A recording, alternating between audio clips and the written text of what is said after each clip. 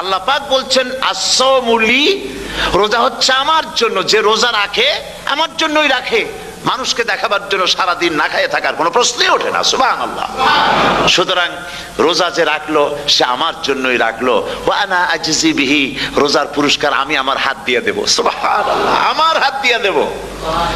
Manager যদি বলে এই কাজগুলি করলে পরে বেতন, নির্ধারিত বেতন পাবা, আর এইটা যদি করো তাহলে বেতনটা আমি দেবো আমার হাত দিয়া, তাহলে এমপ্লয় যারা তারা বুঝতেই পারবে যে মালিক যখন নিজেই দেবে তাহলে ম্যানেজারের মতো দেবে না, মালিক মালিকের মতোই বড় করে দেবে। তো আল্লাহ পাক ফেরেশতাদের কাছে এটা রাখেন নাই, সব নেকি তোমরা লেখো গিয়া, আর রোজার সওয়াব আমার হাত দিয়ে আমি দেব। সুবহানাল্লাহ। এরপরে আল্লাহ পাক বলছেন, অন্য রিওয়ায়েতে এসেছে রোজা আমার জন্য, আর রোজাদারের পুরস্কার আর কিচ্ছু না, রোজাদারের পুরস্কার আমি আল্লাহ নিজেই পুরস্কার হয়ে যাব। সুবহানাল্লাহ। হাদিস শরীফে এসেছে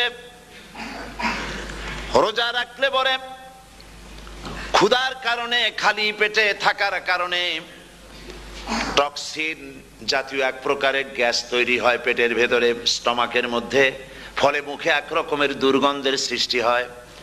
নবীজি বলেছেন রোজাদারের মুখের থেকে যে গন্ধ বের হয় আল্লাহ পাকের কাছে রোজাদারের মুখের গন্ধ মেসকো আম্বারের চাইতে বেশি পবিত্র। আপনার মুখের গন্ধটাও আল্লাহর কাছে পবিত্র। রোজাদারের জন্য, রোজাদারদের জন্য জান্নাতের একটি দরওয়াজা খাস করে রাখা হয়েছে, যার নাম রায়্যান। এই দরওয়াজা রোজাদারদের জন্য, কেবলমাত্র রোজাদারেরা সেখান থেকে প্রবেশ করবে, আর কেউ প্রবেশ করতে পারবে না। এই রোজাদারদের সম্পর্কে আল্লাহ পাক বলেছেন, হাদিস শরীফে এসেছে, বুখারী শরীফের হাদিস, রাসূল করিম সাল্লাল্লাহু আলাইহি ওয়াসাল্লাম বলেছেন লিস-সাইমে ফারহাতান, ফারহাতুন ইনদা ফিতরিহি ওয়া ফারহাতুন ইনদা লিকাই রাব্বিহি। রোজাদারের জন্য দুইটা খুশি। কয়টা খুশি বলুন তো? কে বলছেন? আল্লাহ রাসূল বলছেন রোজাদারের জন্য দুইটা খুশি। লিস-সাইমে ফারহাতান, দুটি খুশি। ফারহাতুন ইনদা ফিতরিহি, একটা খুশি হচ্ছে ইফতারের সময়। এই ফিতরিহিতে, এই ফিতরিহি দুটি কথা, এই একটি কথার দুটি ব্যাখ্যা হয়। একটা হচ্ছে ইফতারের সময়, ইফতারের কথা বলা হয়েছে, আর ঈদের কথাও এর মধ্যে বলা হয়েছে।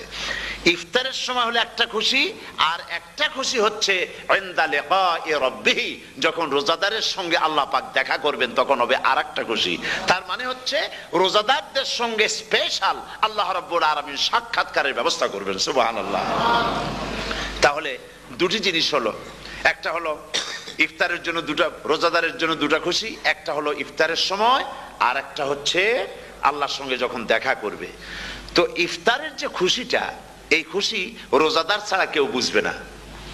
ইফতার সারাদিন রোজা রাখার পর সামনে পেঁয়াজি, বেগুনি, সালাদ, তরমুজ, মিষ্টি, তারপরে আম্বালা সুইট মিটের নানান রকমের মিষ্টি, এরপরে মুড়ি, কত কিছু সব সামনে নিয়ে বসে আছে। দেখছেন অবস্থা? সমস্ত কিছু সামনে বসা, ঘড়ির দিকে তাকানো। আপনি যদি 5 মিনিট আগে খান, ফেরেশতা এসে মুখের উপর থাপ্পড় মারবে, বেটা খাইলি কেন? বলবে কেউ? বলবে না। কোন ফেরেশতা লাঠি নিয়ে দাঁড়ায় আছে? দাঁড়ায় নাই, কিন্তু আপনি খাচ্ছেন না কেন? সুবহানাল্লাহ, সুবহানাল্লাহ বলবেন না?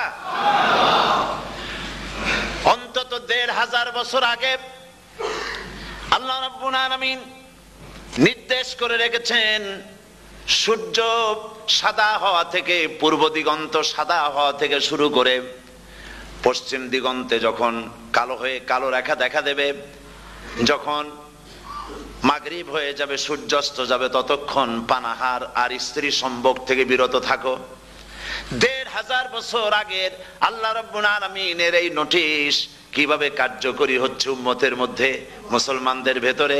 খাবার সামনে আসে, পিপাসা লেগেছে, এখন তো পিপাসা লাগে না, খুব ঠান্ডার সময়, এখন রোজা রাখতে খুব মজা হবে, তাই না? খুব মজার রোজা।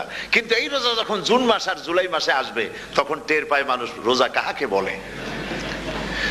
প্রচন্ড পিপাসা, সামনে সব খাবার পড়ে আছে, একটা খাবারের দিকে রোজাদারের হাত যায় না, ঘড়ির দিকে তাকায় আর চুপ করে বসে বসে আল্লাহর জিকির করতে থাকে। আল্লাহ কয় ফেরেশতারা, দেখ এই বান্দা বানাইতে নিষেধ করছিলি। সুবহানাল্লাহ। আল্লাহ খুশি হয়ে যান।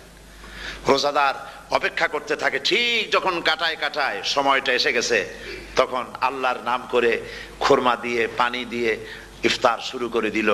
আল্লাহ পাক খুশি হয়ে গেলেন। এই যে ইফতার, সারাদিন রোজা রাখা ইফতার করায় যে মজা, রোজা রাখলো না এরকম লোকেরাও কিন্তু ইফতার করে, করে না? পুরান ঢাকায় আছে, ঢাকার তো কয়েকটা এলাকা আছে, পুরান ঢাকার লোকেরা নাকি বলে যে, যারা রোজা রাখে না তারা বলে যে রোজা না রাখা একরকম পাপ করছি, আর ইফতার না করিয়া কবিরা গুনাহ করবো নাকি, ইফতার তো করাই লাগবে। তো খুব মজা করে ইফতার করে তারা। তো সারাদিন রোজা রেখে পেঁয়াজি, ছোলা, বুট, মুড়ি খাওয়ায় যে মজা, সারাদিন ভাত খাইয়া তারপরে ইফতারের শরীক হওয়া, ছাগলে ঘাস খাইলে যেমন লাগে ওই রকম তার মুখে লাগে, এই মজা পাবে না। রোজাদারের যে মজা লাগে সেই মজা সে পাবে না।